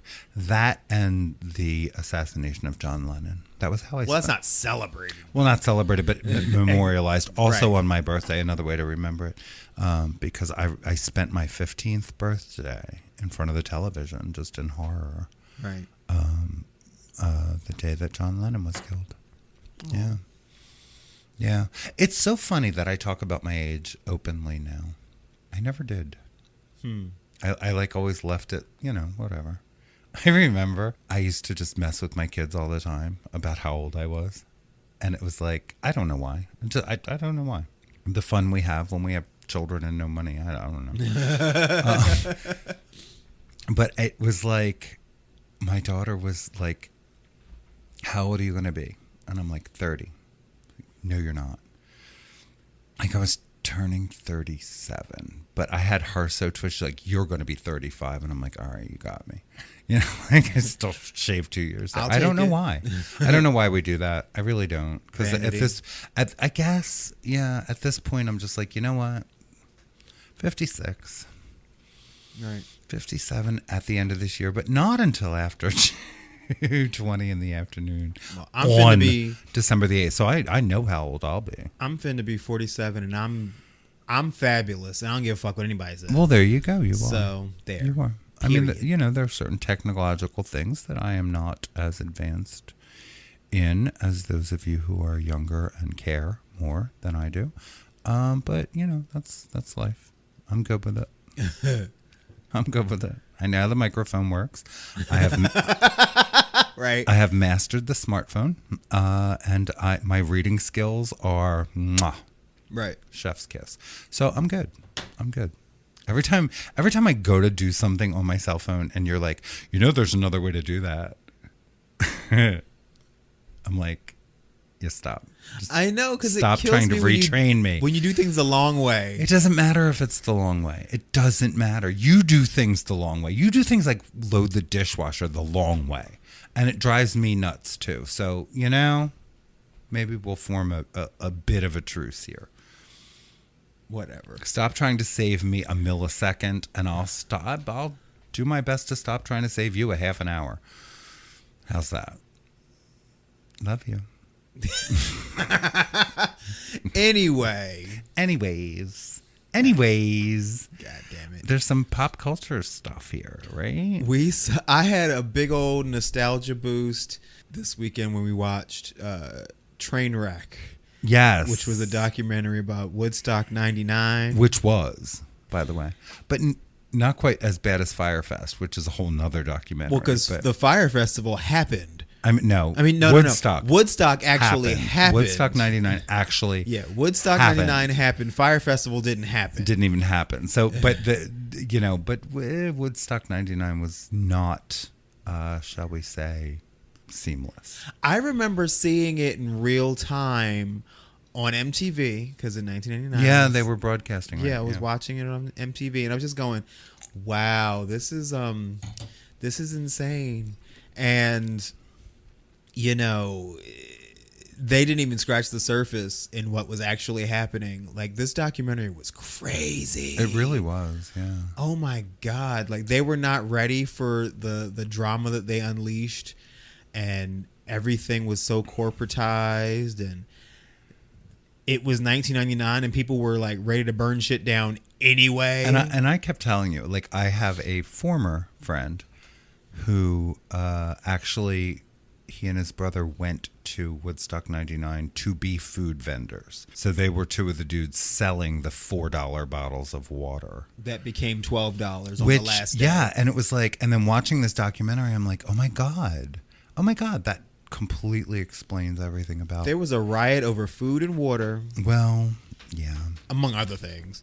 Because I think there were like free collective cooking tents or whatever at the original Woodstock. That is not how this one went down. No. And, we learned to corporatize the snot out of... Yeah, they did. Out of everything by 1999. And yeah, apparently it was. So these kids that went there were just paying. And they were taking their bottled water away from them. So that they would buy the ones that were available. As they were, at the gate. So they wasted all this stuff Right. to make them pay $4 a bottle or stand in long lines for fountains that eventually were giving tan water, I think, by the end of the weekend. But like, it's 1999 and you're dealing That's with crazy. a bunch of Gen Xers. So they're already, the disillusionment is already baked in anyway. Yeah. And then you do this shit to them. I had no desire to go then. No. I'm very roughing it averse anyway. So it's, I'm Yeah. like, no. Yeah, no. Because if it rains, now we're camping in the mud. And garbage, because there was no one to pick it up. And the garbage, I know, it was ridiculous. Yeah, like, and that's And the why you porta didn't see no potty- black people. The porta potty situation, you really didn't see many black people. Yeah, and that's probably why. Yeah, Shit. yeah. Oh, it's almost like Philadelphia Pride 2022. No black people. Boop. Yeah. But you know what Well, they were all at the Roots picnic. In Right. fairness, they were at the Roots picnic. But you know what I noticed in this documentary, and I part of me kind of knew this, but this was almost confirmation, how Limp Bizkit at Woodstock 99 was like the breeding ground for, I know. for douchey ass dude white bros yeah. everywhere. And I will say this: I thought watching that young white cis male behavior in 1999 explains a lot about the politics of 2022. Oh yeah, because these motherfuckers grow up.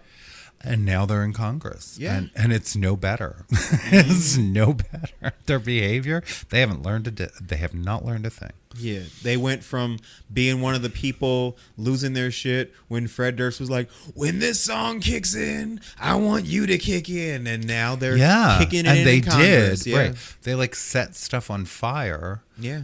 Eventually. It was crazy. It was crazy. And see, none of that, none of those bands, Kid Rock, all of them that were no, thank you.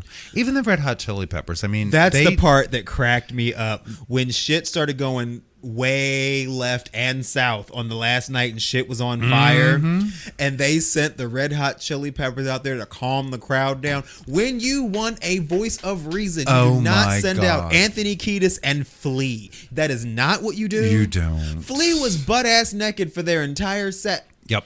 And you want him to come out there and reason with a motherfucker? No. Yeah, this is not the person you send as your diplomat.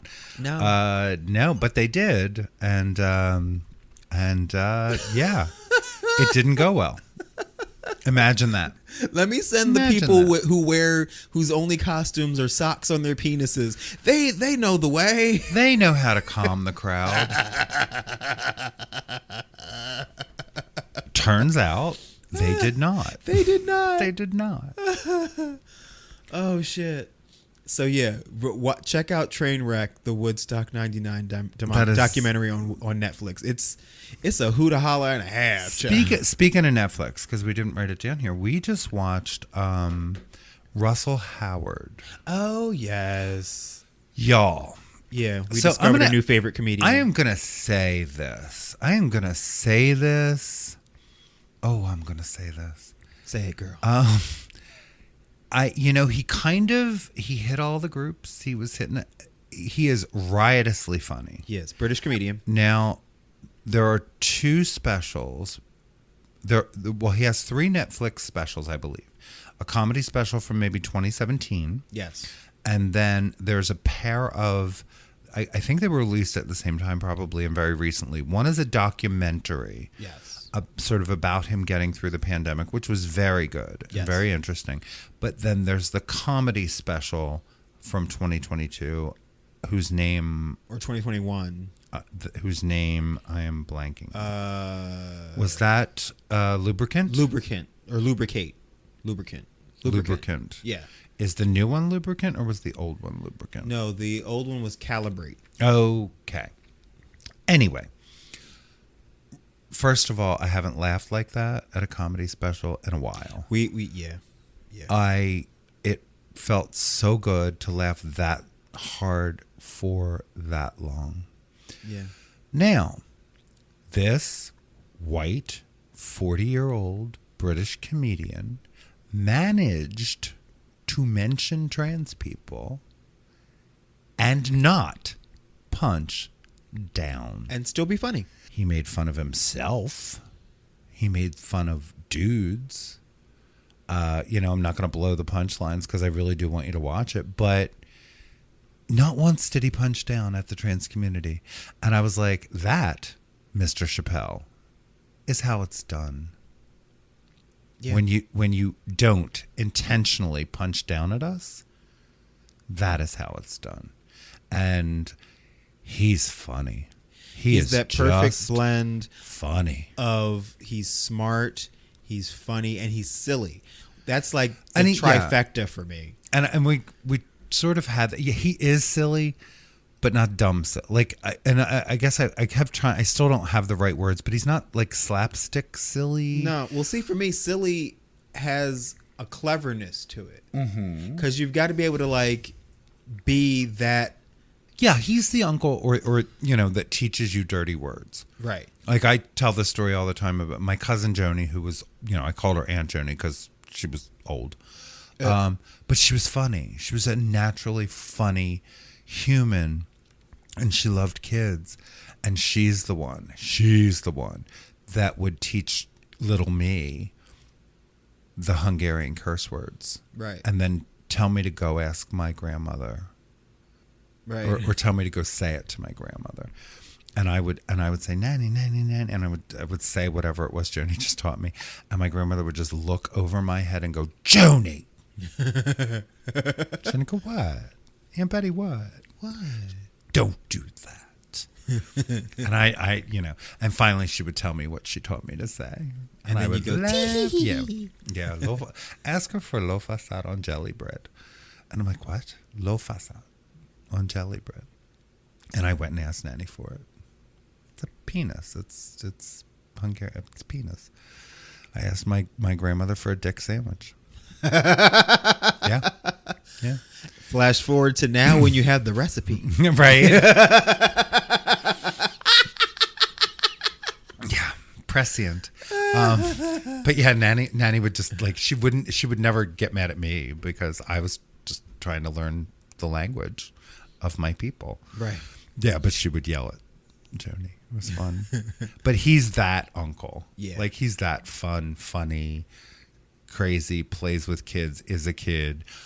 But again, not a misogynistic asshole. Not even a little bit. Not, a predator.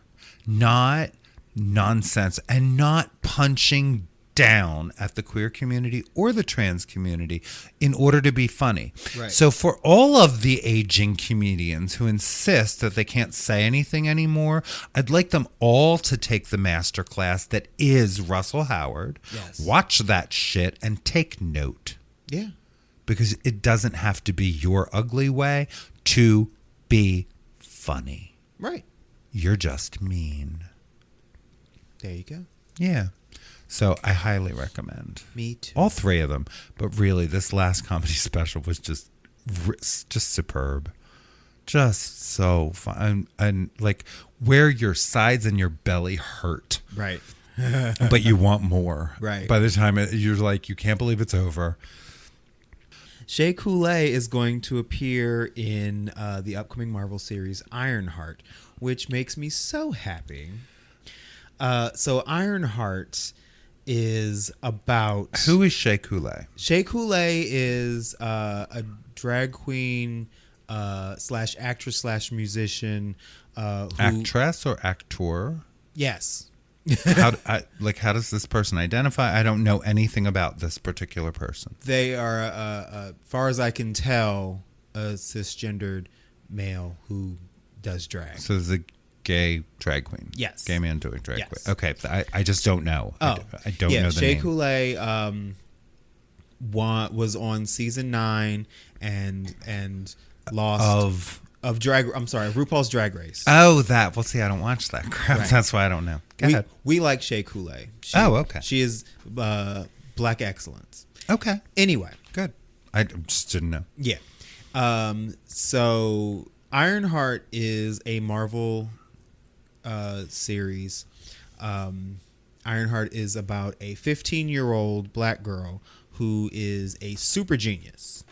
Okay. Who took it upon herself to create a suit of armor like Iron Man, completely independent of Tony Stark, just for scuzz. Okay. And she became a superhero. And so there's a series about her that is coming up for Disney Plus soon. And no one knows yet what character Shea Coulee is going to play, but there is speculation that she could play the character of Shade.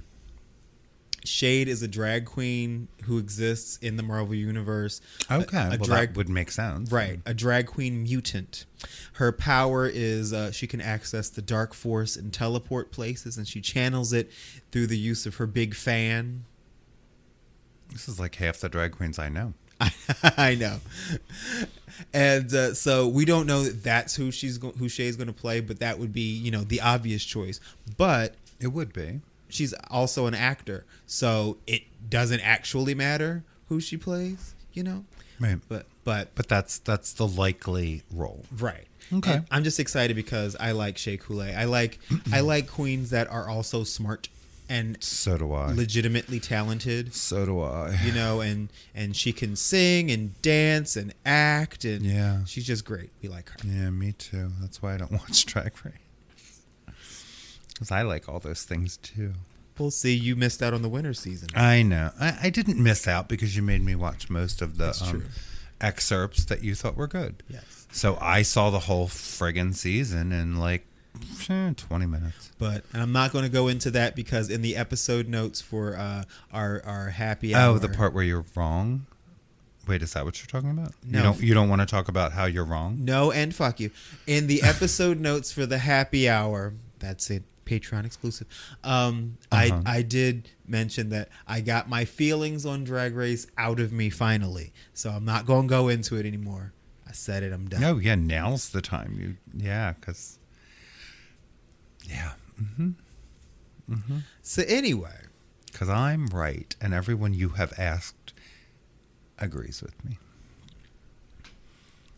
But now's a good time to stop talking about Drag Just 'cause Race. y'all are all- I will take the win. just because y'all are wrong together. I'll take. Or you are. Or you are. Anyway. This is something about a lip sync-a-thon or something. Anyway, Yeah, I'm that moving we're on, not going to bitch. talk because we have now moved on. Yes, we have. If that's what it took, that's what it took. I'm good. I know when to take the W and shut up. When's that kicking in? There's a bit just now. And then you want to talk about Sandman. I am so happy. So And I'm going to let you. the Sandman series is now on Netflix. Sandman is based. I tried. You did. Sandman is based on a series of graphic novels written by Neil Gaiman, who is one of my favorite authors. And the series of graphic novels are wonderful and beautiful and poetic, and they're dark, and they do so many things and go so many places. Sandman is his name is Morpheus. He is the Lord of Dreams, and he and his siblings, despair and destiny and desire and death, all rule, the ether basically. And the series was obviously made by fans because it is spot on for the most part with the graphic novel. They've made a couple of changes here and there that were jarring at first, but then I quickly got over it. Like, for instance, John Constantine is a main character in that universe, and they're a woman. They're a woman in the series. And at first I was like, oh, we got rid of John Constantine and now he's a woman. And then I was like, okay. And then I moved on. They've said the same about me. Let's see. But no, I'm in loving the series. I got through the first 3 episodes so far, and I am thoroughly in love with it. You were not a fan. It was too dark for you. It is. I mean, I tried. And I am no gauge here, obviously. I'm not a fan. I'm not familiar with the graphic things that precede it. It's not my wheelhouse at all. I wasn't entertained. I was like, ugh. I tried. I love it. I tried to make it a thing we could do together, but it's not. And I'm not going to try and but force I you. encourage it. Thank you. Yeah, because I that figured never goes well. if you like the first, I was like, if you on like any front. If you like the first episode, then you'll love the rest of it. But you didn't like the first episode, so I'm gonna leave you out of it. Yeah, I did not. Yeah. I did not. I don't like darkness or something. I don't even remember it. I just know I didn't like it, and I kind of tried to put it out of my head because the character's name is Dream, and he controls dreams and nightmares, but not for 100 years. And I don't know. Then he gets out of his cave. I was just like, okay, no, no. You're not a fan of fantasy. No, right. Well, I guess, yeah. I guess that's it. Maybe that's it. Yeah. Because I have a hard enough time absorbing the fantasy that is the Republican Party in the real world right now. And so, I'm not captivated. We also tried to watch Heathers. We did watch Heathers. I mean, well, I'm sorry. We did complete the movie Heathers.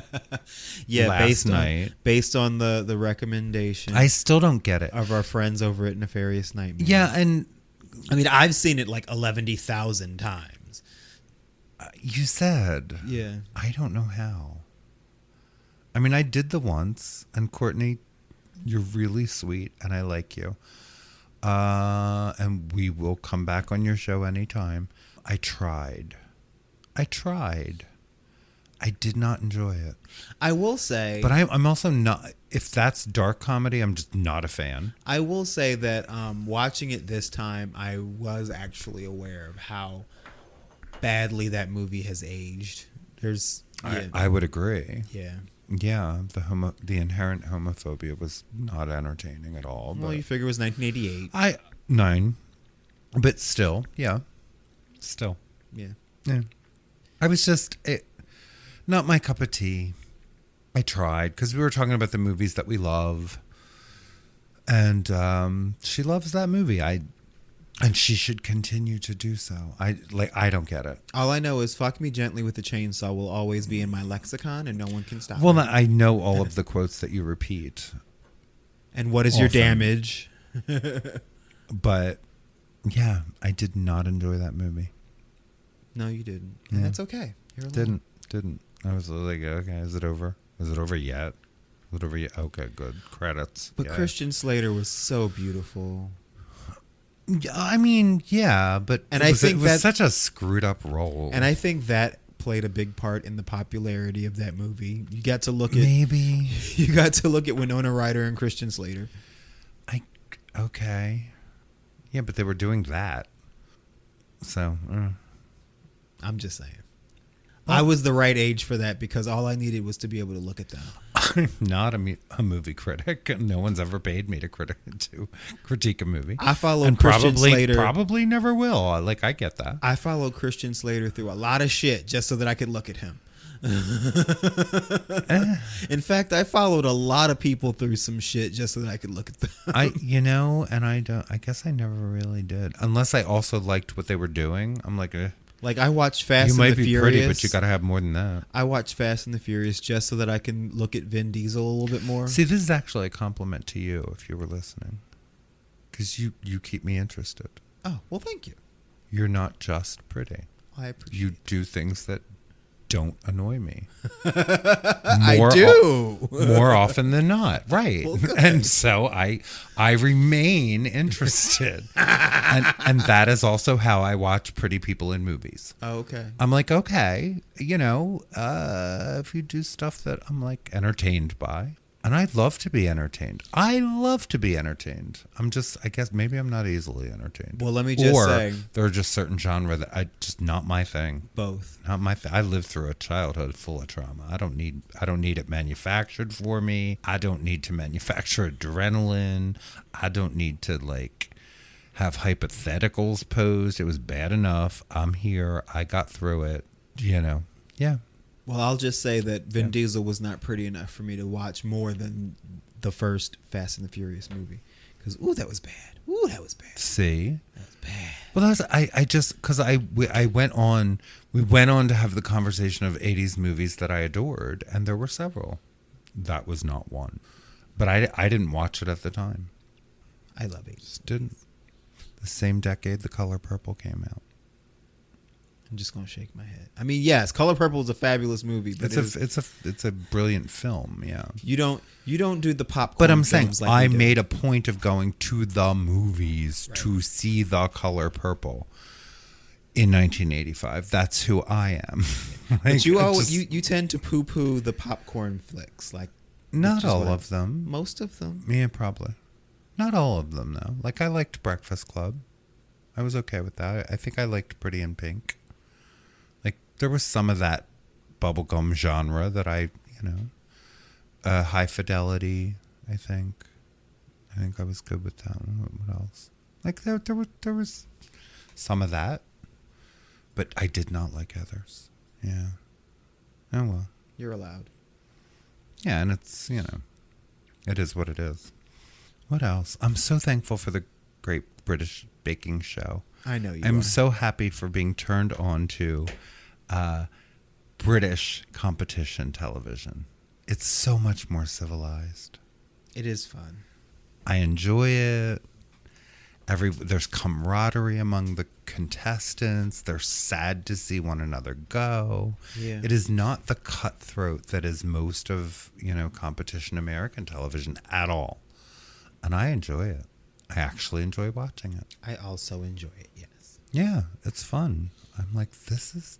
I love this. And we're learning a whole bunch of British shit. This is how, I think this should be sports.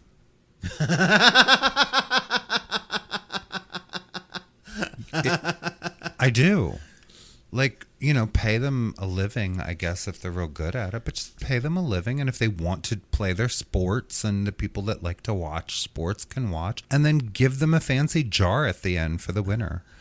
I think that would solve so much. Or a cake plate. Or a cake plate. There you go. But I think that would solve so much I just love knowing of what is wrong in America. On your mark, get set, bake. Yeah, I love that. Right. It's fun. It's lighthearted. I think it puts competition in its proper perspective in life for me. So I find it quite relaxing. I find it enjoyable television. I think it is one of the keys to a more civilized society. Well, now I want to go watch some of that, so I think we should. I think we should, and our show will come on. Oh, our show is on. I wonder which one it is. Let's go find out. We're going to go find out and listen to ourselves on Midway Pride. Thank you all for listening. Yes. We will be back next week with a new episode. We will. We've got some good interviews in the works, and yeah, life is good. Yes. I am Martha Madrigal. And I am Charles Tyson Jr. And you have been listening to Full Circle, The podcast. Thanks, y'all. Thank you. Bye. Bye. Full Circle is a Never Scared Productions podcast, hosted by Charles Tyson Jr. and Martha Madrigal, produced and edited by Never Scared, executive produced by Charles Tyson Jr. and Martha Madrigal. Our theme and music is by the Jingleberries. All names, pictures, audio, and video clips are registered trademarks and/or copyrights of their respective copyright holder.